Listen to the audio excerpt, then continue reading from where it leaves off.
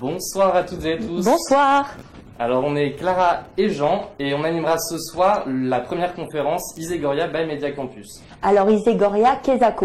Isegoria, c'est une association créée par l'école Audencia et elle propose des conférences, des rencontres avec des personnalités prestigieuses issues d'univers divers. Audencia Sciencescom, c'est un programme en communication du groupe Audencia et elle a décidé de lancer Isegoria by Media Campus. Vous devez donc vous demander qu'est-ce que c'est que le Media Campus. C'est un écosystème qui regroupe des étudiants, des enseignants, des professionnels de la communication, un studio d'animation, une télé locale au sein d'une seule et même infrastructure. Nous vous souhaitons donc la bienvenue pour ce nouveau Nous vous souhaitons donc la bienvenue sur ce nouveau canal Isegoria by Media Campus. Cette nouvelle branche Isegoria a pour objectif d'aborder les thématiques autour de la communication et des médias. Nous avons voulu expérimenter un nouveau concept de conférence en live, notamment sur Twitch comme ce soir. Pour cette grande première, nous sommes heureux d'accueillir Amixem ou Maxime Chabrou pour les intimes. Alors bonsoir Amixem, comment allez-vous? Bonsoir tout le monde, ça va? Alors Amixem, tu es présent dans la sphère YouTube depuis plus de 8 ans maintenant. Tu as su t'adapter à l'évolution de la demande, mais aussi des tendances. Alors initialement, tu es gamer, mais aujourd'hui, tu es l'un des plus gros youtubeurs français et tu proposes un contenu plus diversifié et une communauté qui regroupe aujourd'hui 6,8 millions de membres. Pas mal. Tu as su évoluer en devenant entrepreneur autour de plusieurs projets comme la Redbox, ainsi que ta marque de vêtements Spacefox. Tu es donc l'invité idéal aujourd'hui pour échanger avec nous autour de notre thème Entreprendre sur YouTube ou le défi de se renouveler. Si on vous parle de YouTube ce soir, c'est bien parce qu'elle est devenue incontournable sur Internet. Un Français sur deux consomme des vidéos sur la plateforme. Elle permet d'entretenir une relation entre les marques et les tendances par le biais de l'influence des créateurs de contenu. Ils sont d'ailleurs de plus en plus nombreux à tenter leur chance afin de devenir les futurs youtubeurs stars de demain. De ce fait, les algorithmes sont de plus en plus pointilleux et difficiles à percer. À jour. Autant de sujets qu'on va pouvoir aborder ce soir avec vous, Amixem. Alors, pour planter le décor, on aimerait savoir, Amixem, c'est une individualité, un alter ego, un personnage ou c'est juste un pseudo de gamer? C'est un peu tout ce que tu as dit selon les époques. Au début, c'était un pseudo. Ça a commencé comme ça. Au début, c'était un pseudo pas très original parce que c'est juste un anagramme de Maxime. Et puis maintenant, c'est quoi? C'est mon boulot, quoi. Tu vois? C'est la partie professionnelle de ma vie. Parce que ça reste un métier, mais c'est un métier très très agréable, avec plein de super points, et puis des points un peu moins cool aussi, parce que tout n'est pas comme on croit que c'est. Mais globalement, c'est Amixem, on va dire que c'est la partie professionnelle et si je fais je pense que je fais pas trop de dédoublement de personnalité, donc il y a pas trop de côté chelou, genre à qui tu veux parler là, Maxime ou à Amixem, il y a pas ça normalement. Je suis un petit peu des deux et voilà. Voilà. Ouais, très bien. Tu es suivi donc, comme on l'a dit, par 6,8 millions de personnes, mais il y a encore beaucoup de personnes qui ne te connaissent pas. Comment tu te définirais? Alors, à ceux qui me connaissent pas, déjà, vous pouvez vous abonner à ma chaîne et activer la cloche. Comment je me définirais? Bah, écoute, vu qu'on est en 2021, je peux clairement dire que je suis youtubeur et tout le monde comprend. Il y a 3 ans, je disais, je fais des vidéos sur Internet et il y a 5 ans, je disais, je suis dans l'audiovisuel parce que j'avais la flemme d'expliquer. Donc, du coup, je suis youtubeur. Donc, du coup, youtubeur est quand même un métier qui commence à bien parler à toutes les générations. Donc, après, youtubeur, ça englobe énormément de métiers différents. Ça veut juste dire que j'utilise le médium YouTube. Mais donc moi, je suis dans le divertissement. J'ai une chaîne humour, mais on va dire que les supports pour faire des blagues, ça va être aussi bien des sortes de mini documentaires, des mini vlogs immersifs à la Antoine de Maximi, j'irai dormir chez vous, jusqu'à des vidéos réactions qui vont du coup juste être un support pour faire de l'improvisation humoristique. Et voilà. Donc en gros, le fil rouge de ma chaîne, il y en a 2, c'est l'humour et les découvertes. D'accord, voilà. Super, merci. Okay, et ce divertissement, justement, j'imagine que cette marque Amixem, tu ne la construis pas seule, tu as une équipe derrière toi? Ouais, carrément. Bah en gros, à la Redbox maintenant, il y a une trentaine de personnes qui travaillent sur plein de projets différents. Donc c'est pas 30 personnes derrière la marque Amixem, mais c'est des pôles de compétences complètement différents. Donc tu parlais de SpaceFox tout à l'heure, il y a une dizaine de personnes, 11 exactement, qui travaillent sur SpaceFox. Il y a 6-7 personnes qui travaillent sur les vidéos à proprement parler, donc surtout le cadrage et le montage. Ensuite, tu as 3 personnes, selon s'il y a un stagiaire ou pas, mais 3 ou 4 personnes qui travaillent sur la logistique des vidéos. On appelle ça la prod, mais c'est tout réservation des lieux, des costumes, toute la logistique qu'il y a derrière les vidéos. Ensuite, il y a l'équipe commerciale qui est chargée d'aller chercher les clients pour leur demander s'ils veulent bien nous filer un petit peu quelques euros afin de réaliser des gros concepts et gagner de l'argent. Et bref, tout ce monde-là fait entre 25 et 30 personnes selon les époques. Et puis bien sûr, j'ai recruté 3 abonnés il y a un an qui font des vidéos avec moi, qui sont un peu des comédiens entre guillemets de YouTube, quoi.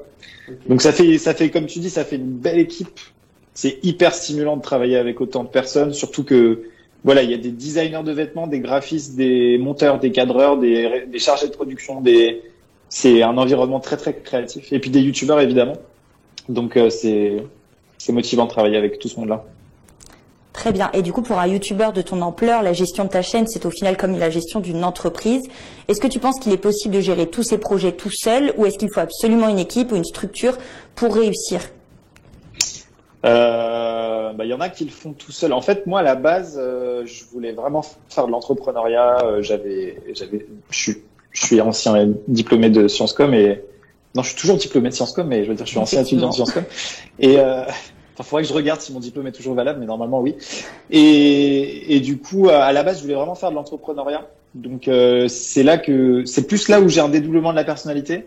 C'est que il y a vraiment le Maxime entrepreneur qui adore tout ce qui fait l'entrepreneuriat, c'est-à-dire la prise de risque, gérer des équipes, puis surtout lancer des nouveaux projets dans lesquels tu comptes plus tes heures parce que c'est passionnant.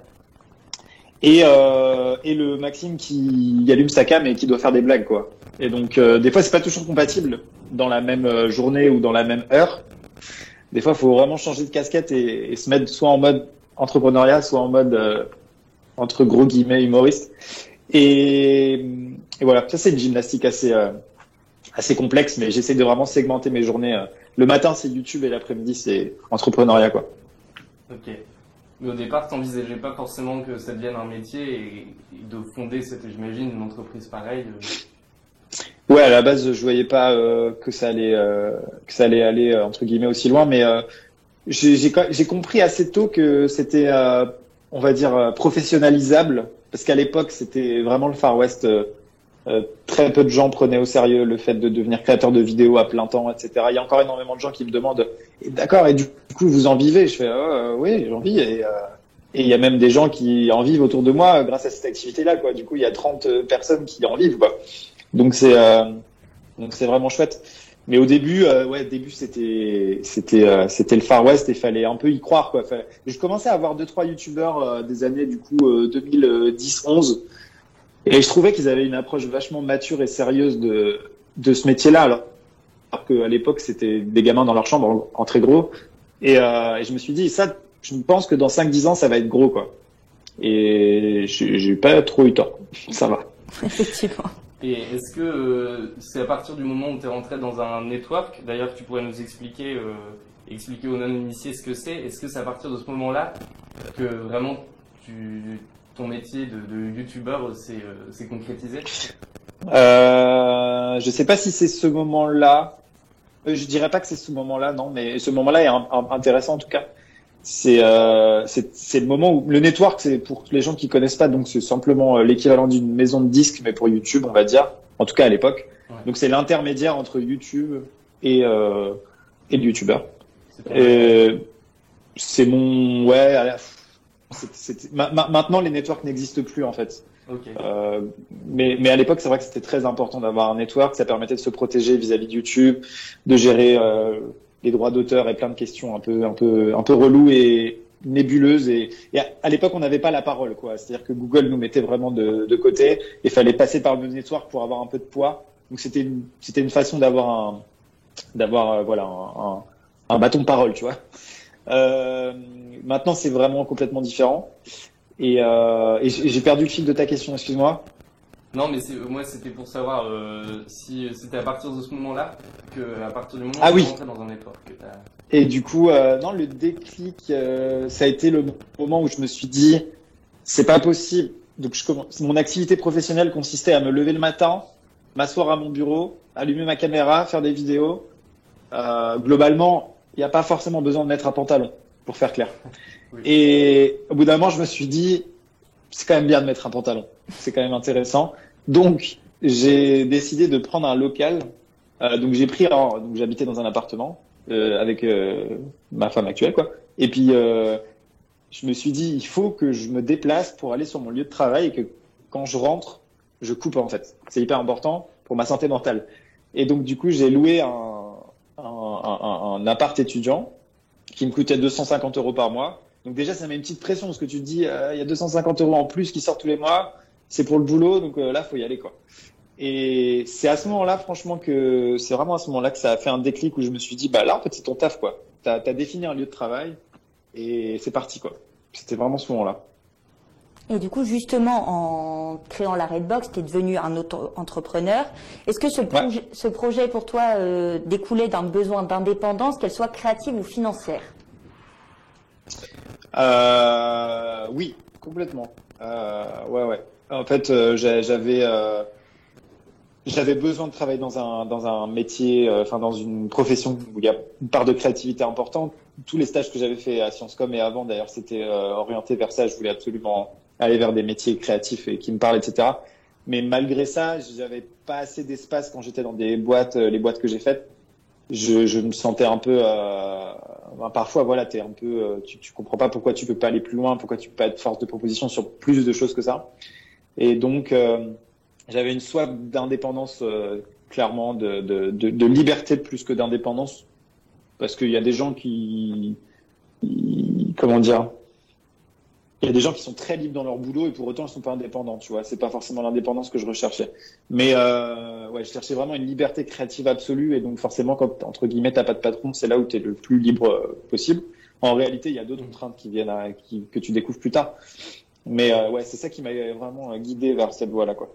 C'est-à-dire que même dans l'audiovisuel, dans le domaine dans lequel on est, on va dire, si je me compare à, j'avais des potes qui faisaient de la télé et qui travaillaient au grand journal, au petit journal à l'époque et qui devaient rendre tous les soirs un format de 2 minutes 37 exactement c'était un micro-trottoir, enfin bref. Et le gars, il avait pas de concept le matin, il bossait toute la journée, il rendait son truc en sueur à Canal+, et Canal+ lui disait non mais finalement tu passes pas ce soir. Moi, c'est un boulot créatif et pourtant ça je l'aurais pas supporté en fait. Donc c'est vrai que sur YouTube c'est génial parce que demain je vais faire une vidéo de 5 minutes, je le fais. Je fais une vidéo de 40 minutes, je le fais. Puis sur n'importe quel sujet, donc franchement. D'accord. Vous me dites si je suis trop long sur les réponses. Hein. Non, c'est bien, c'est super, merci. Je m'arrête jamais. Est-ce que tu peux expliquer ce que c'est que la Redbox pour les gens qui ne te connaissent pas? Combien de projets en sortent par an? La Redbox, comment je peux te présenter ça? La Redbox, déjà, c'est un bâtiment avant tout, qui est sur Angers. On a concrétisé en 2017, c'était 2016, 2017, ouais, par là. Déjà, c'était vraiment pas simple d'aller convaincre des banques, tu vois, pour leur expliquer que faire des vidéos dans sa chambre, c'est quand même un peu sérieux, tu vois. Et donc ça a été un peu chaud de professionnaliser ça comme ça. Et on s'est mis à plusieurs youtubeurs du coup à l'intérieur pour faire des vidéos ensemble, pour juste s'échanger des idées, avoir des avis, etc. Parce que être tout seul dans son bureau, tu sais pas si tu vas sur la bonne voie, quoi. Je veux dire, tu sais jamais si tu prends le bon chemin. Et quand tu peux partager avec des gens qui comprennent ce que tu fais, ça change absolument tout. Et c'est vraiment ça, c'est le moteur principal. Il se trouve qu'après, en plus, on a fait des vidéos ensemble, etc. Au début, du coup, je sais plus le nombre d'abonnés qu'avait chacun des youtubeurs, mais globalement, ça avait rien à voir avec maintenant. Tout le monde a explosé. Et en fait, les échelles de temps sur YouTube sont pas du tout les mêmes qu'une entreprise normale. Ce qui fait qu'en moins de 2 ans, un youtubeur qui était chez ses parents, qui vient à la Redbox, c'était super, mais 2 ans après, c'était plus du tout adapté. Donc actuellement, les youtubeurs de base sont pour moitié plus à la Redbox et moitié toujours à la Redbox. Voilà, parce qu'ils ont besoin de plus grands locaux. Je prends l'exemple de Jordan, par exemple, c'est le youtubeur musique numéro 1 en France. Et dès qu'il met le son trop fort dans son studio, ça fait trembler l'intégralité du bâtiment. Donc à un moment donné, c'est juste plus possible pour lui et pour les gens qui sont à côté. Enfin bref. Donc du coup, d'un point de vue pratique, on a vraiment décidé de faire des locaux un peu vraiment qui sont à 1 kilomètre. Mais c'est plus pratique pour nous et du coup on fait les allers-retours et on s'échange, voilà. Et moi du coup j'ai un peu gangréné toute la Redbox avec mes équipes, donc j'ai pris la place de tout le monde et puis voilà. En gros un petit peu. Ok, super. Et du coup c'est un tremplin comme tu l'as dit pour les créateurs de contenu. Est-ce que c'est aussi une bulle sécurisante et stimulante pour la création? Oui, clairement. Oui, à fond. J'ai juste eu un bug au début de ta question. Du coup, j'ai juste dit, du coup, comme tu l'as dit, c'est un tremplin pour les créateurs de contenu. Est-ce que c'est devenu une bulle sécurisante et stimulante pour la création? En fait, le truc, c'est que tu penses des fois avoir la meilleure idée du monde, et si tu ne la partages pas, et des fois, c'est pas la meilleure idée du monde, mais des fois, tu as des concepts. Et pour moi, j'appelle ça des graines parce que tu vois, tu as des trucs, des fois, c'est super idées et elles pousseront jamais si tu l'as pas donné à quelqu'un, tu vois. Et c'est ça, c'est comme un gros potager. Le mec fait tu vois, c'est comme un gros potager et la terre, c'est le monde, en fait. Tu vois, ça pousse pas si t'as pas du monde pour échanger, pour partager. Ça évoluera jamais. Et en fait, j'en parle même encore aujourd'hui avec des youtubeurs qui sont du coup tout seuls et ils ont des super idées. Mais ils les feront jamais parce que il faut les proposer, il faut que quelqu'un te dise attends, pense à rajouter ça. Et voilà, mais en gros, on est en constante recherche de concepts et tout, YouTube, c'est un peu la guerre des concepts et des idées, donc C'est vrai. Mais du coup, ouais, avec cette Redbox, vous avez créé une synergie et même peut-être on peut considérer ça comme un incubateur de youtubeurs. Je sais pas si ce mot te va. Mais comment tu vois le futur, l'avenir de cette Redbox? Tu l'imagines plutôt comme un projet unique ou une déclinaison future? En fait, à la base, c'était vraiment un bâtiment qu'on a nommé Redbox, tu vois. Ouais. Et les gens se sont appropriés ça comme plus un crew, comme une équipe. Donc en fait, on a accepté cette idée. Enfin, on n'a pas trop réfléchi à une stratégie de communication derrière ça. Mais je pense que pour la majorité des gens, la Redbox, c'est avant tout une équipe de youtubeurs plus qu'un lieu. Okay. Et donc du coup, c'est un peu plus difficile de s'en détacher parce que c'était pas vraiment le projet initial. Mais en tout cas, pour ce qui est du bâtiment, ouais, c'est en cours. Je peux pas t'en dire plus, mais c'est en cours de faire rentrer de nouvelles têtes. Mais le problème, c'est que si on fait rentrer de nouvelles têtes à la Redbox, les gens vont comprendre, du coup, c'est l'équipe qui est changée ou quoi. Et c'est pas vraiment l'idée, c'est-à-dire que je continue de faire des vidéos avec les membres de la Redbox. Et pour autant, il y a des nouvelles têtes qui vont rentrer à la Redbox, mais qui vont pas faire partie de l'équipe Redbox telle que les gens Voilà. C'est un petit peu une erreur de communication, parce qu'on a fait ça un peu à l'arrache, en mode, juste on se met là tous ensemble et on y va, quoi. On n'a pas trop réfléchi voilà. Mais on verra. Mais globalement, oui, il va y avoir des nouveaux arrivants, quoi, au niveau du lieu. Et donc au final, pour toi, pour grossir sur YouTube, c'est un élément indispensable de créer une synergie avec d'autres youtubeurs pour avoir de nouvelles idées, de nouveaux concepts? Yes, complètement. C'est essentiel. C'est ce que, en fait, je m'en suis aperçu quand j'étais d'abord tout seul dans le local dont je parlais tout à l'heure, et qu'ensuite Valentin est arrivé. C'était le premier youtubeur avec qui je parlais un peu tous les jours. Et puis on s'est rendu compte qu'en échangeant des idées, ça allait beaucoup plus vite. Et on s'est dit, il faut faire ça fois 6, quoi, fois 5. Donc on a contacté 3 autres youtubeurs qu'on aimait bien. On leur a dit, venez. Et ils sont venus. Et puis c'est parti, quoi. Mais c'est essentiel pour trouver des idées. Et je pense que du coup, même quand on lance un projet entrepreneurial tout seul, la pire erreur, c'est de s'enfermer tout seul en mode mon projet il est génial, il faut que... Parce que des fois on est tellement passionné sur de soi qu'on reste dans son délire, mais plus on partage, mieux c'est, quoi. Sauf si c'est un truc, un brevet à ne pas dévoiler, un truc de fou, mais... Et pour parler plus de toi, justement, tu as créé une marque, Space Fox. tu t'es déjà engagé avec cette marque à soutenir l'accès à l'éducation des enfants via l'association du désert. Pour toi, est-ce que c'est important que ta bienveillance, elle dépasse ta personnalité et te servir de ta notoriété pour t'impliquer sur diverses thématiques? Est-ce que tu considères ça comme un devoir? Alors l'association Enfants du désert, c'est pas via SpaceFox, c'est directement moi sans passer par SpaceFox. D'accord. C'est vrai que j'utilise aussi SpaceFox parce que au moment où les gens achètent sur le site, ils peuvent faire un don supplémentaire à l'association. Mais Enfants du désert, c'est vraiment une association que je connais depuis longtemps. J'en suis le parrain et du coup, je travaille beaucoup avec eux à fond. Et est-ce que c'est comment dire requis de le faire parce que j'ai une audience et tout ça peut-être. Enfin, en tout cas, je fais pas pour ça. En fait, c'est que à travers en gros toutes les aventures et les expériences qu'il y a eu sur ma chaîne. Il s'est trouvé a été mis sur la route, forcément. Il y a plein de gens qui attirent mon attention tout le temps sur plein de sujets qui sont tous plus importants les uns que les autres. Et je peux pas répondre à tout. Et il se trouve que moi, depuis toujours, pour moi, le sujet le plus important, le sujet clé, la réponse à tout, c'est l'éducation. Et quand j'avais été du coup faire le 4L Trophy, j'avais rencontré l'association Enfants du désert. On avait financé une école, la construction d'une école. On y était retourné un an après pour aller la voir, etc. Et ça, c'est vraiment un sujet qui me touche, en fait. C'est non pas que les autres, je les considère pas importants, parce que, hier encore, j'avais des calls par rapport à la déforestation et tout ça. C'est juste que je peux pas être sur tous les fronts. Et je préfère me concentrer sur l'éducation. Pour moi, c'est la chose la plus importante. C'est essentiel. Donc, c'est pour ça que j'ai choisi cette boîte-là, cette association-là, pardon. Et on met en place des choses cool, là. On met en place, je sais pas si c'est possible et disponible dès maintenant, mais je le dis là pour la première fois, mais on est en train de mettre en place un code. En gros, les gens peuvent envoyer POULE, P-O-U-L-E, au 92 050, et ça fait un don de 2 € à l'association Enfants du désert, et du coup, ça permettra d'acheter des poules pondeuses aux familles pour qu'elles aient toujours au moins des œufs. Voilà. Alors, je sais pas si ça marche maintenant, mais tentez au pire, si vous voulez. Voilà, vous nous direz si vous essayez. Vous pourrez nous dire ça dans le chat. Poule au 92 050, yes.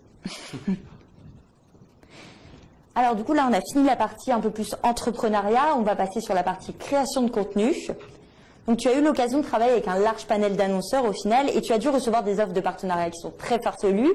Au-delà de ces propositions, il arrive parfois que les deux camps ne se comprennent pas, annonceurs, youtubeurs. Comment tu penses que ces annonceurs peuvent-ils s'améliorer? Il faut qu'ils fassent l'école Audenciacom. Ils seront bien meilleurs.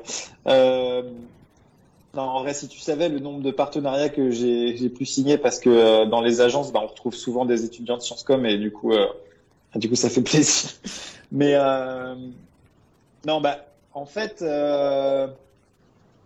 si tu veux, il y a des marques, elles comprennent rien du tout à YouTube, mais vraiment absolument rien.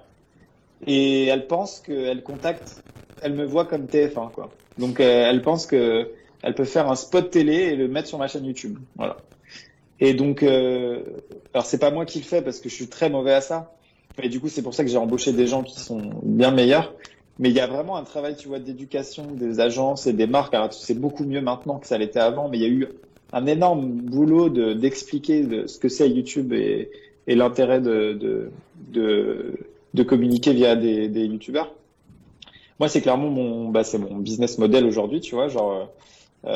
J'ai même pas besoin trop de chercher, tu vois, c'est des marques qui me contactent. Alors après, il y a vraiment, comme tu disais, tous les domaines possibles, quoi. Ça va vraiment des couches Pampers à la Renault Zoé, genre il y a pas de limite. Et c'est pas forcément les boîtes, parfois des boîtes qui sont dans le domaine du numérique sont hyper en retard sur leur mœurs, on va dire, ou leur pensée par rapport à YouTube. Et parfois des boîtes de métallurgie arrivent et elles ont tout compris à YouTube. C'est hyper aléatoire. Mais en tout cas, c'est vraiment la partie que je trouve super intéressante. Et plus que plusieurs fois, mais des dizaines de fois, j'ai refusé parce que il y avait un blocage sur la compréhension de ce que c'est. Voilà. À partir du moment où la marque elle est en mode, par contre, faudrait pas trop dire que c'est sponsorisé. Je fais les gars, non, en fait, enfin, je me dois d'être transparent, je me dois de dire aux gens que c'est sponsorisé et que voilà. Et donc là, on coupe vite court à la conversation et puis voilà. Mais à chaque fois que je refuse un truc, je dis de toute façon, vous allez trouver quelqu'un, il n'y a pas de souci, hein. Il y a quelqu'un qui voudra bien le faire, hein, mais pas moi. Et après, je vois la vidéo popper quelques semaines plus tard. Mais non, on essaye de faire vraiment d'éduquer en fait un peu le marché et surtout de construire le concept. Enfin, de sortir la vidéo uniquement si ça fait sens avec la ligne éditoriale, quoi. Juste des fois, ça marche pas, il y a pas de solution. Il y a des fois, ça ne fonctionne pas et c'est pas plaçable, quoi. Mais j'ai eu des propositions assez folles de briquets pour se mettre à fumer, pour encourager les jeunes à se mettre à fumer, parce que c'est quand même une super idée. Qu'est-ce que j'ai eu? De bière, mais avec des pourcentages d'alcool très élevés. Tu sais, vraiment les grosses bières bien hautes, là. Avec des couleurs cheloues là, voilà, bref, t'as la ref. Donc, voilà. Alors, je suis désolée, il y a un petit problème de micro. T'inquiète, Ça moi va je être vous entends réglé. toujours. C'est bon, c'est reparti, on peut continuer. Donc voilà, ouais, en gros, j'ai eu des demandes assez marrantes, mais. D'accord, super. Du coup, dans le cadre de la processus de création de contenu, tu te poses des questions relatives à des formes de standardisation ou d'uniformisation? Je pense pas que j'ai pas du tout l'impression que la standardisation ou l'uniformisation dans ce que je fais, c'est vraiment jamais la même chose. C'est toujours un défi de s'adapter à ce que va demander la marque, etc. Donc c'est l'inverse de la publicité à la télé, je pense, vraiment. Et les gens qui viennent nous voir, ils sont en recherche de ça, ils sont en recherche d'un nouveau truc un peu cool et un peu marrant souvent les boîtes elles sont fières d'avoir fait ça, quoi, parce que des fois j'ai eu des boîtes qui sont pas hyper fun dans leur culture d'entreprise, tu vois, et puis elles ont quand même osé franchir le pas de communiquer via ma chaîne. Et après, ils sont trop fiers à l'intérieur. Après, ils s'envoient des mails entre eux et tout. Un jour, des fois, il y a des PDG qui m'appellent, genre, trop content et tout. C'est cool, je trouve, vraiment. Et ça, c'est le maxime, pas Mixem, tu vois. Côté entrepreneur, je kiffe, quoi, tu vois. Des fois, j'aimerais bien, limite, faire que ce métier-là aussi, mais sans être youtubeur. Parce que des fois, c'est pas compatible. Souvent, je dis, tu vois, je dis aux marques, genre, ce que je préfère dans la relation avec la marque, c'est, ok, eux, ils doivent faire promouvoir tel truc. Et moi, j'adore parler juste création, moi, genre penser à un concept qui va coller à ça, ou voilà, enfin, l'un et l'autre s'adaptent. À partir du moment où ça commence à parler budget, je dis, les gars, c'est pas possible de parler création d'un contenu et juste après dire, alors du coup, c'est tant. Donc c'est pour ça que je veux pas m'occuper de la partie financière, et c'est les commerciaux finalement qui prennent le relais, tu vois. D'accord, ok. Et en pensant à l'algorithme de YouTube, est-ce qu'on peut parler de censure ou d'autocensure? Alors, sur tout ce qui est placement de produit, il n'y a pas de censure parce que je dis ce que je veux. Vraiment, c'est, enfin, je veux dire, je suis. Si la vidéo est sortie, ça veut dire que j'ai épluché le brief et que j'en suis venu à un point où il n'y a pas de souci.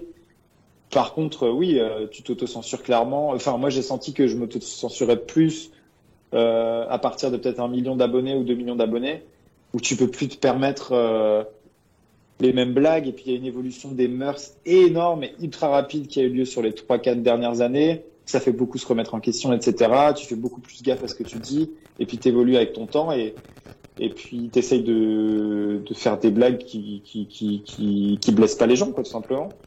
Même si ça, enfin, voilà, moi j'ai un humour peut-être un peu vulgaire, etc. Et je pense que je suis toujours fidèle à moi-même dans ce genre de vanne, tu vois. Mais non, mais c'est juste que tu vois, si demain je dis sur ma chaîne, les gars, Orléans, c'est une ville toute pourrie, allez brûler Orléans. Et je suis sûr qu'il y aurait 4 pélos dans la masse qui iraient brûler Orléans, tu vois. Donc faut faire quand même super gaffe à ce que tu dis, quoi, parce que tu sais pas qui t'écoute, en fait. C'est que des chiffres, des stats donnés par Google, et du coup, faut être, plutôt que de se censurer, faut être responsable, tu vois. Oui. Voilà. Très bien, merci. Et du coup, les tendances vont et viennent sur YouTube. Et pour toi, quelle est la tendance la plus ancienne qui est encore pertinente aujourd'hui? Le gaming. YouTube est né. YouTube à la base c'est des vidéos de chats, vous n'êtes pas sans savoir. Et la première vraie thématique qui s'est posée sur YouTube et qui a créé les tout premiers YouTubeurs qui sont encore là aujourd'hui, c'est les jeux vidéo. Donc sans aucun doute, le gaming est encore extrêmement présent sur YouTube et c'est la thématique la plus ancienne et la plus forte et je pense qu'elle disparaîtra jamais totalement. Mais tu vois, elle fait un peu du tort des fois à la plateforme parce que la communauté de base de YouTube, c'est donc une communauté gaming qui a plus de 10 ans. Il y a 10 ans, le jeu vidéo, c'était pas mixte du tout, énormément de garçons. Et donc aujourd'hui, le fait qu'on retrouve peu de filles dans les top youtubeurs, youtubeuses, c'est un peu à cause de cet héritage jeu vidéo trop genré, tu vois, il y a 10 ans. Et ça commence ça y est, la courbe commence à s'inverser, mais c'est un peu chiant, tu vois, parce que c'est juste à cause de ce début de ce YouTube qui était culturellement jeux vidéo et geek et machin, qu'aujourd'hui on a une parité pas du tout respectée. Donc, mais ça est en train de changer, donc c'est cool. D'accord, ok. Et du coup, après 8 ans sur YouTube maintenant, et un contenu aussi varié que ce que tu fais, en plus de ton audience qui est super large, comment tu gères le retour de ton audience sur ton contenu et est-ce que tu arrives encore à recevoir des critiques constructives? En fait, sur la quantité de personnes qui me suivent, il y a absolument tout. Il y a tout le spectre est là, tu vois. Donc t'as les ultra fans hardcore qui sont pas du tout objectifs, les jeunes, très jeunes qui sont pas du tout objectifs non plus, des gens beaucoup plus âgés, vraiment genre, il y a une grosse communauté, je sais plus, j'ai pas les stats en tête, mais peut-être quelque chose comme 20% ou 30% qui ont plus de 30 ans et qui ont des enfants, etc. et qui regardent la chaîne vraiment activement, qui eux donc du coup sont beaucoup plus en recul et ils sont pas habitués à mettre des commentaires ils mettent pas de commentaires en fait. Je les vois quand je les vois dans la rue ou quoi. Ensuite de l'autre côté t'as les gens qui m'aiment pas et qui s'infligent le fait de me regarder, je comprends pas pourquoi ils font ça. Et voilà, t'as la haine d'internet qui est absolument inévitable quand tu touches autant de personnes, c'est absolument inévitable. Donc en fait, je t'avoue, la meilleure période, c'est, je sais plus, je devais avoir entre 600 et 800 000 abonnés, et c'était, c'est le moment où tout le monde te connaît pas encore. T'es encore un peu un youtubeur de niche, et là c'est la meilleure période parce que t'as pas tout le spectre encore justement. T'es pas encore mainstream, t'as pas encore touché tout le monde. Et c'est là que c'est le plus agréable. Après, mais globalement, c'est hyper positif. Hein. Franchement, les gens, ils sont adorables dans l'immense majorité. Mais tous les youtubeurs sont sensibles aux critiques et globalement, je pense que tous les youtubeurs sont d'accord là-dessus. Mais un commentaire haineux, tu vas le retenir beaucoup plus parce que le cerveau humain est fait comme ça. Et il t'en faudra 10 positifs pour le compenser. Tu vois ce que je veux dire? Mais des fois, voilà, il y a des commentaires, il y a des pavés énormes pour te dire que t'es génial, et des pavés énormes pour te dire que t'es une énorme merde. Hein. Il n'y a pas de souci là-dessus. Mais franchement, c'est intéressant. Mais globalement, je finis sur ça parce que là, je sens que je suis un peu long. Mais le cerveau humain, tu vois, il est pas fait pour avoir une validation sociale toutes les 5 minutes. Et globalement, quand je me connecte à Creator Studio, qui est l'application YouTube, voilà, Creator Studio, les gens qui l'ont pensé, c'est des monstres. Ils essayent de faire en sorte que tu sois validé ou invalidé, c'est-à-dire te dire c'est bien Maxime, tu as fait une bonne vidéo qui a marché, ou oulala Maxime, c'est une fin de carrière. C'est très extrême dans les feedbacks de l'appli, et psychologiquement c'est très compliqué, tu vois. Mais franchement, je pense avoir eu énormément d'amour dans ma famille depuis que je suis tout petit. J'ai une vie privée hyper équilibrée et tout ça. Une femme, une fille et tout. Mais je me dis, il y en a qui sont fragiles de base. je résume, mais c'est pas fait pour tout le monde, quoi. C'est vraiment pas fait pour tout le monde, quoi. J'imagine. Mais du coup, je suis de retour. Et ton public, justement, quelle relation t'entretiens avec eux? Comment t'organises ton espace d'interaction avec eux? Alors, je t'avoue, j'organise pas beaucoup, dans le sens où il y a que YouTube et que je m'éparpille pas trop. Ok. Donc, on va dire le premier niveau d'interaction, c'est YouTube, mais YouTube, c'est assez distant parce que déjà, c'est pas en direct. Tu regardes une vidéo qui est déjà montée, qui a été préparée, qui a été pensée. Les commentaires, je ne peux pas tous les lire. Je réponds de temps en temps quand je peux, je les lis. Je lis tous les top commentaires, etc. à chaque vidéo. Donc ça, c'est le premier niveau. Voilà. Ensuite, tu as quand même Instagram, c'est le réseau social numéro 2 que j'utilise le plus. Donc avec les stories, etc., t'as quand même, tu peux quand même apporter une proximité un peu meilleure. Et puis enfin, c'est Twitch. Twitch, c'est super cool. En fait, j'ai une chaîne secrète entre guillemets où je fais des lives avec il y a 200-300 viewers et du coup, t'as le temps de lire le chat, t'as le temps d'échanger avec les gens et ça, j'adore. Vraiment, c'est exceptionnel. Et donc, limite, j'ai ma chaîne principale sur Twitch, mais je l'utilise presque jamais parce que c'est infernal à lire le chat, quoi. Ouais. Et dès que c'est fluide, un peu comme sur ce magnifique live d'ailleurs, quand je jette des regards à droite, ça veut dire que je lis le chat. Et bah là, c'est hyper agréable et il y a une vraie discussion, c'est constructif et c'est super intéressant, quoi. Donc, c'est un peu les 3 seuls niveaux, tu vois, d'organisation de la proximité avec les gens que j'ai.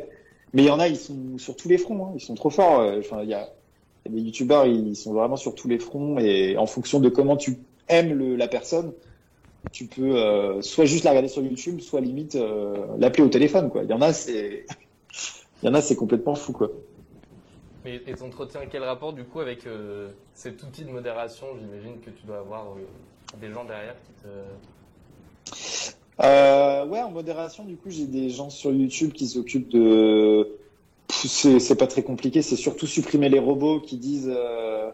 tu vois, les robots un peu pour te faire consommer clairement des prostituées sur Instagram. Il y a que ça sur Instagram, c'est une catastrophe. Donc il y a ça aussi sur YouTube, mais c'est un fléau, quoi. Ensuite, tu as les gens qui vont faire de la critique pas construite, quoi.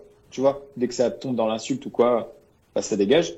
Et puis tout le reste, ça reste, quoi. Que ce soit positif ou négatif, ça reste. Mais oui, j'ai pas une équipe. Enfin, c'est des modérateurs sur YouTube et puis sur Twitch, j'en ai pas tellement besoin vu que je stream que sur une toute petite chaîne. Et sur Instagram, je crois pas que les modérateurs existent en fait. Donc voilà. Ok. Et c'est ce public que tu essaies de le contenter, j'imagine, ce large public d'ailleurs de 7 millions d'abonnés. Comment tu fais toi pour te renouveler, pour trouver tes idées? Est-ce que c'est la Redbox qui t'aide justement qui t'a aidé à te renouveler jusqu'à aujourd'hui dans ton contenu et dans tes idées? Ouais, carrément. Bah, la Redbox du coup au sens le lieu, mais aussi les youtubeurs. Mais oui. Les concepts, en gros, je les bosse essentiellement avec la prod, donc 3 personnes plus le crew, donc c'est les abonnés que j'ai recrutés. Et donc en gros on est 6 à balancer des idées, à rebondir sur les idées des uns et des autres. Et puis des fois on part sur des pistes qui sont totalement mauvaises, on s'en aperçoit une fois qu'on a publié la vidéo. Mais souvent, non, souvent on a quand même des bonnes idées, on se marre bien. Et puis voilà. Et puis j'ai eu ma petite période, voilà, où j'ai été voir ce qui se passait aux États-Unis, comme 90% des youtubeurs. Ouais. Et puis j'ai arrêté, c'est bon, je me suis soigné et ça va mieux maintenant. Qu'est-ce que je veux dire? Oui, justement, par rapport à la Redbox, toujours, j'ai perdu le fil. Je te laisse. Très bien. Du coup, comme on parlait de ton public, à quel moment peut-on parler d'une communauté? À quel moment tu t'es rendu compte que tu avais une communauté derrière toi? Ah, c'est une bonne question. C'est assez tôt en fait, parce que t'as pas besoin énormément d'abonnés pour te rendre compte qu'il y a franchement, c'est rapide, hein. Dès quelques centaines d'abonnés, c'est déjà énorme, quoi, tu vois. Enfin, C'est tout le paradoxe des chiffres sur YouTube et sur Internet d'une manière générale, tu vois, c'est que je sais pas combien il y a de personnes sur le chat là, mais s'il y avait tout ce monde-là devant nous, on ferait moins les malins. Déjà qu'on fait pas les malins. Et du coup, c'est ça, je sais pas, comme j'avais peut-être 400, 500 abonnés, tu te dis, ah ouais, ça commence à faire du monde. Il y a des commentaires, il y a du feedback, il y a des gens qui parlent, tu vois qu'il y a de l'activité. Et là, tu te dis, ok, il y a quelque chose, quoi. Donc ça vient super tôt, ça, en fait. D'accord, ok. Et du coup, pour toi, elle se définit plus par un suivi continu de tes productions ou plutôt par l'interaction que tu as avec et la capacité de mobilisation au final qu'ils ont avec toi? Je suis pas sûr d'avoir compris la question, mais en gros, plutôt contenu ou plutôt... Les interactions ou plutôt le fait qu'ils t'encouragent, enfin, qu'ils te suivent sur tous tes contenus? Moi, la plus grosse satisfaction, je sais pas si je vais bien répondre à ta question, mais la Non, plus c'est très grosse, bien. le truc que je recherche le plus, c'est un peu de piéger les gens, c'est-à-dire que je crée des prétextes pour que les gens me suivent. Donc, par exemple, une vidéo réaction, une vidéo un peu marrante, un machin, où ils vont se dire, ah tiens, c'est marrant, j'ai passé un bon moment, je m'abonne. Et ensuite, je vais caler une vidéo qui, moi, me passionne. Donc, par exemple, exploration des étoiles, ou même test d'une nouvelle technologie, genre drone sous-marin, ou je vais partir en expédition, comme j'ai fait cet été dans l'Arctique et tout ça. Enfin, en gros, l'idée, c'est de se dire, ok, je me suis abonné à un gars qui m'a fait marrer, qui m'a fait lâcher un soufflement de nez, parce que ça, c'est le maximum du rire sur Internet. Et je pense, et tiens, je vais cliquer sur un vlog où il m'emmène faire une chasse à la tornade et je vis un truc, quoi. Et je me passionne avec lui d'un truc, alors que j'avais pas prévu de me passionner pour ça, quoi. Donc moi, je vois ça un peu comme, tu vois, comme un entonnoir. Genre, je suis en mode, je mets plein de vidéos que je kiffe faire, mais qui sont des vidéos humour, qui vont capter plein de gens, et j'intercale dans ça des vidéos qui me passionnent de fou. Et c'est une victoire quand par exemple, pendant le confinement, j'ai sorti une vidéo observation des étoiles avec un télescope connecté d'une marque française et tout ça. Et je crois que je sais plus combien elle a fait de vues la vidéo, mais je crois qu'elle a fait 2 millions ou quelque chose comme ça. Ce qui est énorme par rapport à la thématique, quoi. Emmener 2 millions de personnes sur une passion où globalement, à la base, je suis tout seul dans ma chambre avec mon télescope en mode, ah, c'est trop bien, Saturne. Mais c'est incroyable. Et SpaceFox permet de faire ça aussi, tu vois. Donc, ouais, c'est ce que je kiffe le plus. Et j'aimerais, pour parler un peu plus long terme, je sais pas si la question va venir à un moment, mais où je me vois dans 5 ans ou dans 10 ans, je kifferais que, tu vois, je sais pas, en admettant que j'arrive à 8 millions d'abonnés, si dans 10 ans, il me reste plus que 500 000 personnes qui me suivent à fond, mais que je peux emmener sur toutes mes passions, c'est incroyable. Ce serait fou, quoi. Donc, c'est vraiment mon but professionnel, on va dire. Tu parles justement de 500 000 abonnés dans 10 ans, enfin, 6 mois ou plus, mais ça prouve que YouTube, c'est vraiment toujours une bataille contre les algorithmes et peut-être la désuétude. Ouais. Disons que en fait, c'est juste que c'est un jeu, et puis bah tant que tu joues au jeu, théoriquement ça va, quoi. T'as pas trop de soucis à te faire. Il y a pas d'exemple de gens qui répondent aux critères de l'algorithme et qui sombrent quand même, tu vois. Mais c'est juste qu'à un moment donné, je vais arrêter de jouer au jeu. Pour l'instant, il me va. Je veux dire, les conditions requises par l'algorithme pour fonctionner sur YouTube, j'ai pas l'impression de me travestir pour les faire, tu vois ce que je veux dire? Mais peut-être qu'il arrivera un moment de rupture où je me dirais, là, stop, en fait. Donc maintenant, je vais faire juste ce qui me plaît, peu importe les conséquences. Donc ça voudra dire que là où je faisais 2 ou 3 millions de vues, je ferai 200 000 vues. C'est peut-être un peu extrême, mais voilà. Et c'est déjà énorme d'emmener 200 000 personnes, de sensibiliser 200 000 personnes à des sujets qui, moi, me semblent essentiels, tu vois, surtout, enfin, ce qu'on est en train de vivre cette année, etc. Genre, pour moi, regarder vers le ciel, c'est l'espoir de, je vais partir trop loin, là. Il est trop tôt pour parler de ça, mais. Mais c'est l'espoir de l'humanité, tu vois. C'est essentiel, voilà.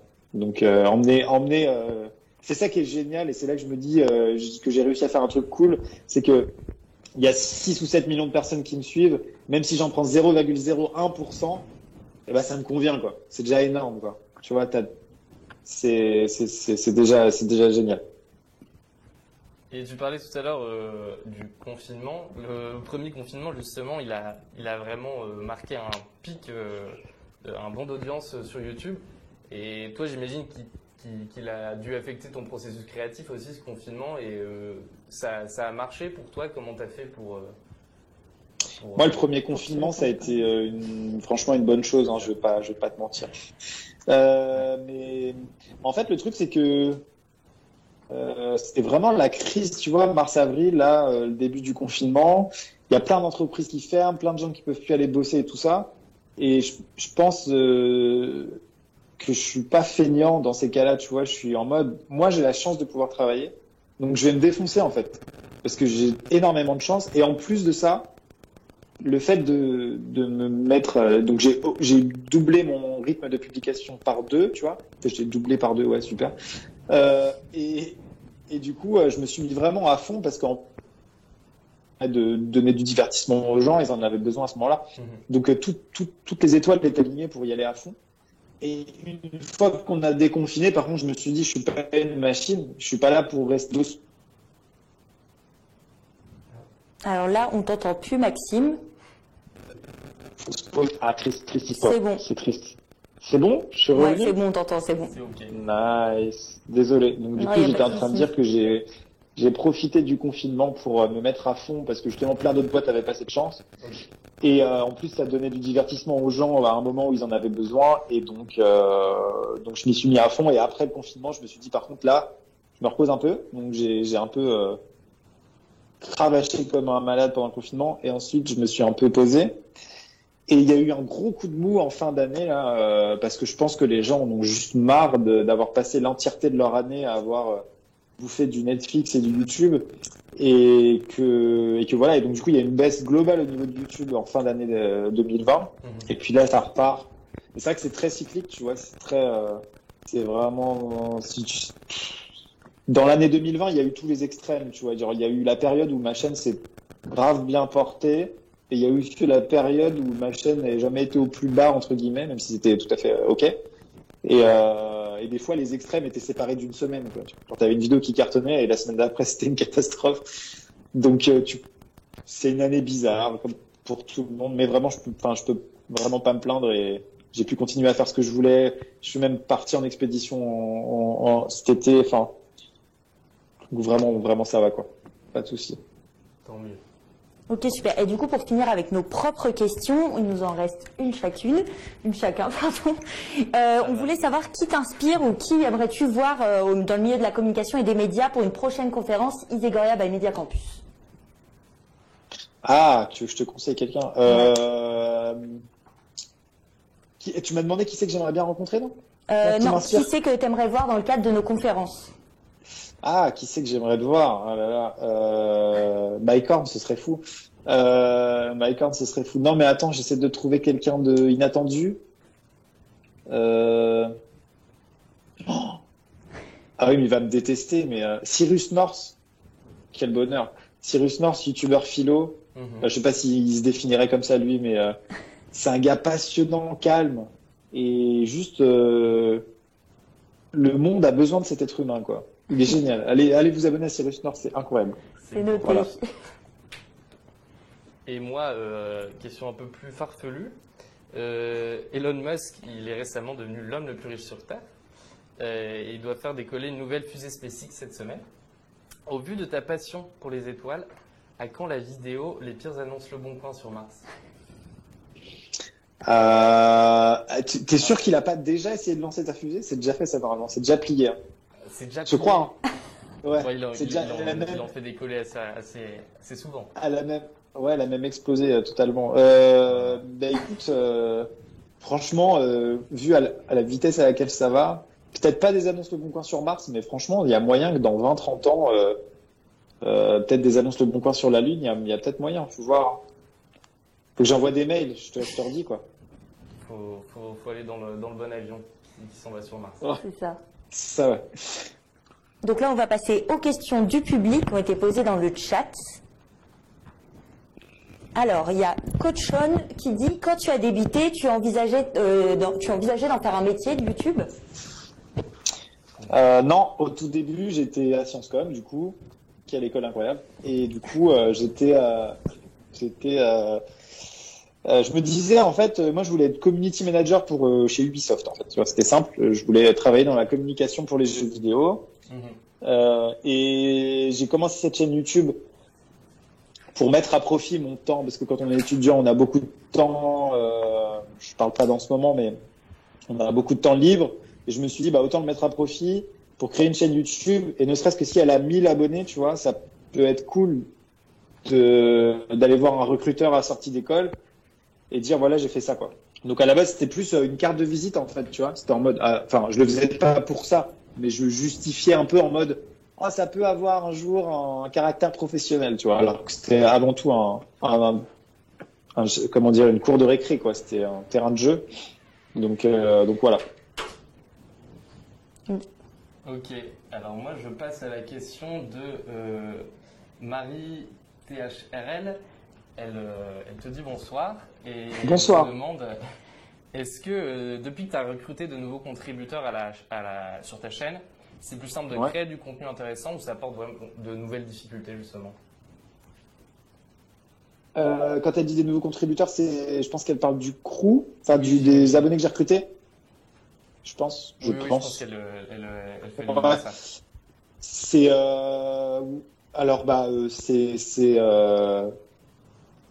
c'est 3 personnes qui ont été sélectionnées sur 6000 candidats. Donc c'est 3 personnes hors du commun, quoi, hein, et vraiment hyper créatives, marrantes, avec des personnalités totalement différentes. Donc quand je parlais tout à l'heure de potager, disons que c'est un terreau très fertile d'idées et de conneries, quoi. C'est incroyable. Et après, les difficultés, non, pas pour l'instant. Il n'y a jamais trop de difficultés la première année, tu vois. Mais ce qui est génial, c'est que on en a vraiment beaucoup parlé, quoi. Tu vois, je voulais pas que ces 3 personnes arrivent et se fassent un monde génialissime et tout rose de YouTube. Donc je les ai directement cassés, en fait. Je leur ai dit, les gars, c'est pas ça, en fait. Et donc je les ai un petit peu volontairement, entre gros guillemets, démotivés, pas démotivés, mais avertis. Et je pense que c'est important parce que comme ça, c'est pas déceptif, en fait, tu vois. Et donc ça, voilà. Après, c'est la gestion de l'humain, c'est hyper difficile. Et je suis pas très bon là-dedans. Donc ils sont hyper autonomes. Okay. Je leur fais pas des rendez-vous toutes les semaines pour dire bon, tu fais ça, tu vois. Ils sont hyper autonomes et voilà. Mais la difficulté, c'est que, mine de rien, le temps de tournage par semaine, il n'est pas énorme. Et le reste du temps, ils sont un peu désœuvrés, donc ils m'aident énormément sur les prods, sur les idées, etc. Mais il y a quand même pas mal de temps où ils font rien. Donc du coup, ils s'occupent autrement créativement de leur côté, mais ils ont un job pas mal, je pense. Alors, il y a Schizophrénia qui dit « Monsieur Poulpe et Davy Mourier ont fait une constatation que je trouve pertinente. Le fait que l'on trouve aujourd'hui sur TikTok une sorte de contenu de YouTube d'il y a 10 ans, avec une toute nouvelle génération de créateurs qui grandit avec sa plateforme.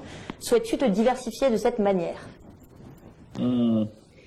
C'est intéressant. C'est clair qu'on remarque à chaque création de plateforme, il y a une génération qui se l'approprie avec un style particulier qui est génial, tu vois. Moi, j'ai jamais fait partie de ça. Parce qu'en fait, quand je suis arrivé sur YouTube, YouTube existait déjà bien avant moi. Il y avait déjà Norman qui était là depuis longtemps, Diablo X9, machin. Enfin, j'ai jamais vécu ce qui s'est passé aussi sur Vine. Tu vois, Vine, c'était incroyable et c'était ce qui se repasse un peu sur TikTok. Mais aujourd'hui, je vois pas énormément de différence avec l'ambiance et le style qu'il y avait sur Vine à l'époque, tu vois. Donc il y a rien non plus de fou. Il y a pas c'est pas très innovant non plus ce qui se passe sur TikTok. Ce que j'espère juste, c'est que Vine, ils avaient aucun modèle économique, parce qu'à un moment donné, c'est génial, hein, t'es jeune, t'es en mode raconter tes conneries sur Internet. TikTok te permet de le faire ou Vine te permet de le faire, mais quand ça marche, et que tu veux en faire la possibilité de le faire. Et TikTok, en vrai, elle ne le donne pas non plus pour l'instant. Ils mettent en place 2-3 trucs, mais c'est pas terrible. Donc je pense que tant qu'une plateforme ne permet pas à ses créateurs d'en vivre, elle est morte, elle est vouée à l'échec à long terme, quoi. Donc, alors là, on t'entend pour toujours. l'instant. Si, c'est bon. C'est bon, je suis revenu. Ouais, c'est yes. Et donc du coup, bah moi, vraiment, bah, ils sont tous en train de venir sur YouTube en fait. Vraiment, tous les TikTokers viennent sur TikTok et à un moment donné, quand on veut en faire son métier, bah y a pas trop le choix quoi. Donc voilà. Ma petite crainte par rapport à TikTok, mais ça reste l'ambiance, c'est génial en fait. Ouais. C'est la créativité à l'état pur, c'est génial. Et c'est tellement bien. Moi des fois vraiment je me dis n'appuie pas sur l'application TikTok, sinon ta journée est terminée. C'est trop bien fait. C'est incroyable. Ça garde les gens si longtemps sur. Ouais, c'est assez habile. Alors j'ai pas mal de questions sur la Redbox. Peut-être déjà il demande, Shoki Shocker demande si vous recherchez des stagiaires, parce que je pense vu que tu as parlé du crew et des 3 que tu as dû sélectionner, et quel genre de profil tu recherches et quel genre de profils sont requis, demande Silver YT, Silver YouTube. Pour être youtubeur à la Redbox. Pour être youtubeur à la Redbox ou pour être stagiaire du coup, pardon? Les deux. Il y en a un qui demande si tu cherches des stagiaires et l'autre qui demande quels sont les profils requis pour être un bon youtubeur à la Redbox ou pour pouvoir tout simplement l'intégrer. Alors, je suis désolé de vous apprendre que je ne cherche pas de stagiaires. En fait, on a tellement de demandes sur les stagiaires en fait, c'est juste que ça me met un peu mal à l'aise de prendre des stagiaires si j'ai rien à leur faire parce qu'on a tous vécu ça et que c'est nul. Donc, quand il y a un stagiaire, c'est que vraiment il y a un taf intéressant. Et donc là, il y en a un, mais enfin c'est un alternant, mais bon, il a ce rôle-là d'apprentissage et tout ça, et on va dire qu'il est déjà occupé. Et pour être youtubeur, on cherche pas de profil particulier. On sait ce qu'on cherche pas. On cherche pas des gens qui font la même chose que nous, c'est-à-dire le même genre d'humour, enfin le même genre de ligne éditoriale. On veut quelqu'un de complètement différent. Voilà. Pardon. On veut quelqu'un de complètement différent. Ça peut être du hardware, ça peut être une youtubeuse beauté, ça peut être quelqu'un qui parle de ciné. Vraiment, il n'y a aucune porte de fermée, sauf si c'est exactement comme nous, parce que on a envie d'ouvrir à d'autres horizons, quoi. D'accord. Il y a Mario Onillon, un étudiant de Sciencescom, qui a posé la question: Amixem, qu'est-ce que tu penses de la vidéo de JDG YouTube m'ennuie. Es-tu d'accord avec sa vision des choses? Alors, j'en ai déjà parlé dans plusieurs interviews, n'est-ce pas? En fait, la vidéo YouTube m'ennuie de Joueur du Grenier, c'est une vidéo qui est née suite à une conversation très longue et passionnante que j'ai eue avec lui. Et on a parlé de plein de choses dans cette conversation, sur ce que c'est YouTube, sur vers quoi ça va, etc.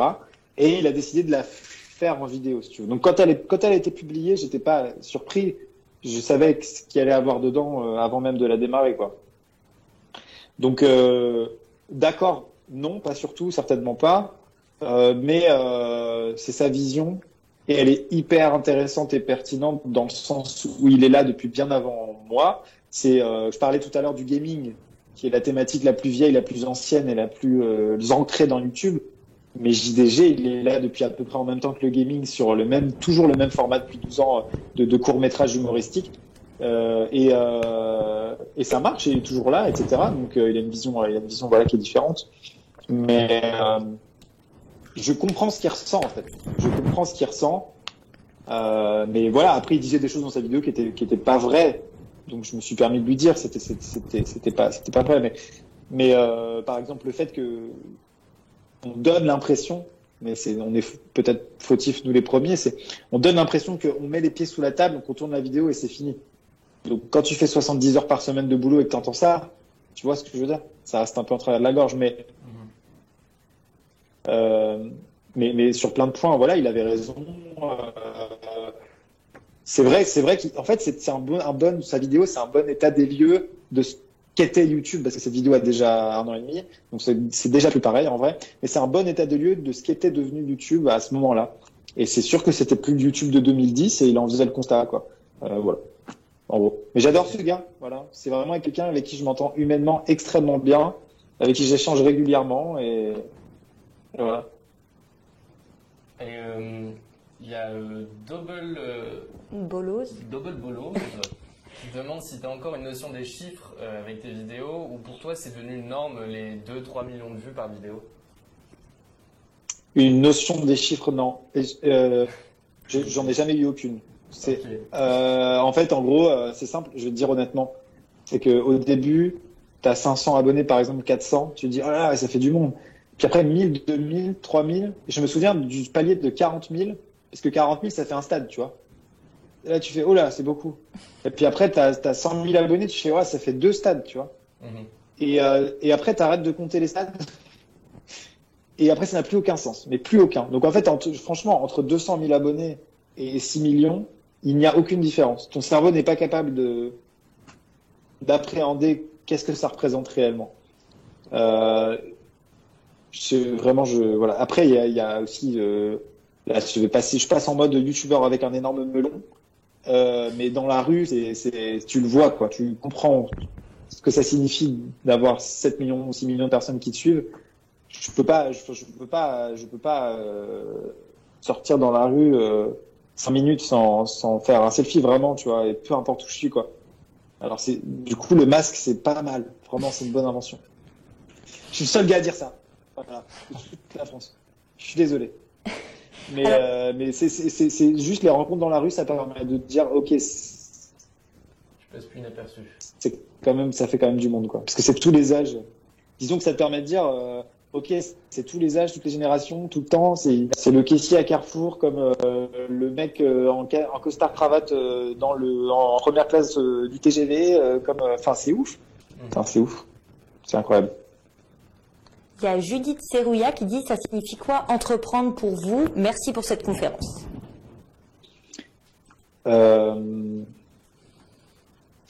Pour moi, ce qui fait le plaisir d'entreprendre, c'est quand tu deviens obsédé par ton idée, en fait, quand tu deviens obsédé par ton projet et que tu ne penses qu'à ça et que tu ne compteras jamais les heures. Pour moi, c'est ça la passion d'entreprendre, tu vois, c'est t'as un truc en tête et tu te dis je vais tout casser, et peu importe ce qu'on te dira de mauvais à propos de ton projet ou toutes les barrières que tu auras sur le chemin, tu y croiras toujours. C'est genre une foi inébranlable en ton projet.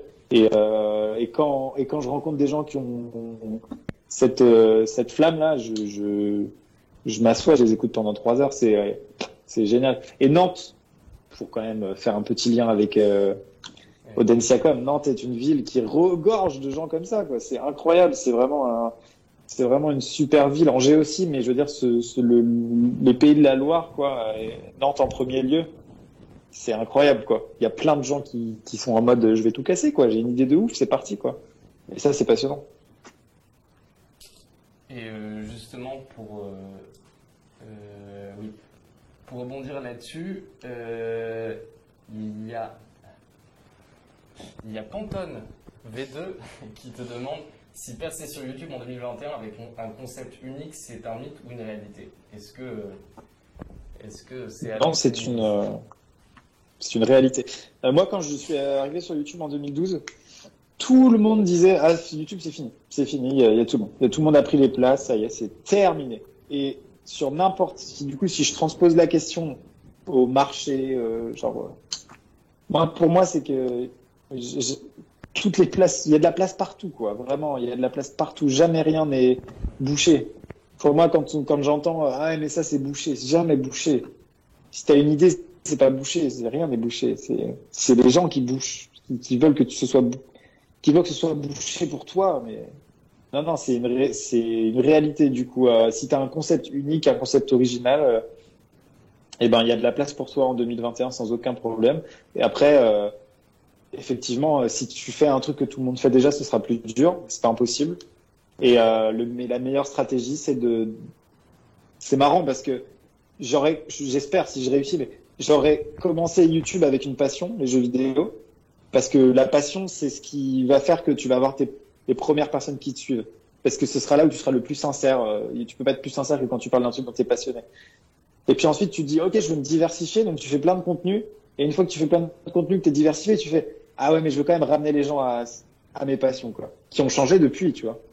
Et au final, je trouve ce parcours hyper beau, quoi. Je trouve ça cohérent. Et si j'arrive à finir comme ça, tu vois, en mode youtubeur passionné de niche, sauf que c'est une autre niche, ça a changé. C'est génial. Donc, meilleure stratégie pour percer sur YouTube, passe parce que du coup, sincérité. Et du coup, c'est gagné, quoi. Presque. Super, merci. Alors, on va passer à une autre question. Est-ce que pour toi, depuis que tu es devenu papa, ta notion de risque, elle a changé? Et merci encore pour la conférence, dit Dartalol. Merci Dartalol. Écoute, ma notion de risque dans ma vie privée, oui, parce que quand t'es papa, bah, tu évites de faire des trucs trop dangereux, parce que t'as quand même des responsabilités. Donc, tu calcules beaucoup plus ce que tu vas faire. Mais par contre, la notion de risque dans le boulot, tu vois, elle ne change absolument pas.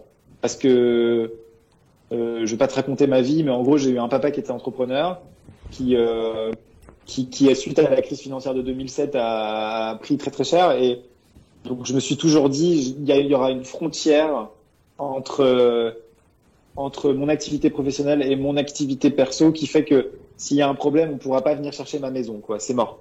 Donc ça fait que je me permets de prendre des risques dans mon métier, même si je suis papa, il n'y a pas de souci. Et puis voilà. Et puis ma femme travaille aussi. Je veux dire, tout repose pas sur moi d'un point de vue financier.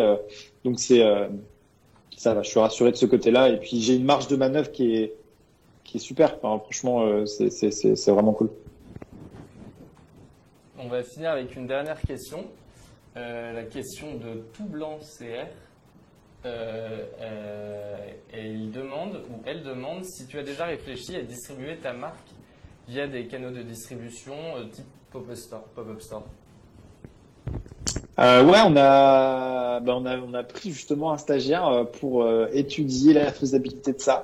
Et on s'est aperçu que c'était énormément de logistique et de taf pour pas grand chose, tu vois.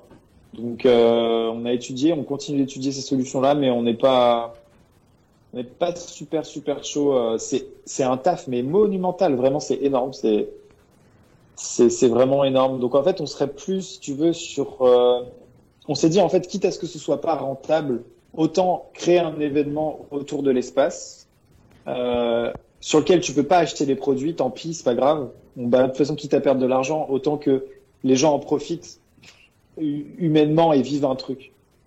Et donc du coup, ce qu'on a fait, c'est plutôt des événements. Donc on a fait, malheureusement avec le Covid, voilà, mais on a fait un événement avant le Covid où en fait on a créé une salle de conférence géante près d'un observatoire spatial et on a fait une conférence sur l'espace avec plein de télescopes. Donc les gens pouvaient vraiment soit suivre la conférence, soit aller manger parce qu'on les a rincés, et soit aller observer dans les télescopes. Et c'était génial.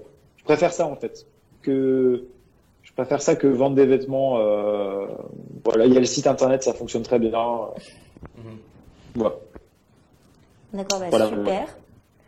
Et du coup, pour finir, on va quand même finir sur une dernière note positive quand même. La dernière J'ai question. été si déprimant. Non, mais pour tout le monde ce soir. Ruyacuruose qui te dit bonsoir Amixem. Quel est ton plus beau souvenir de ton expérience sur YouTube? Sans aucun doute,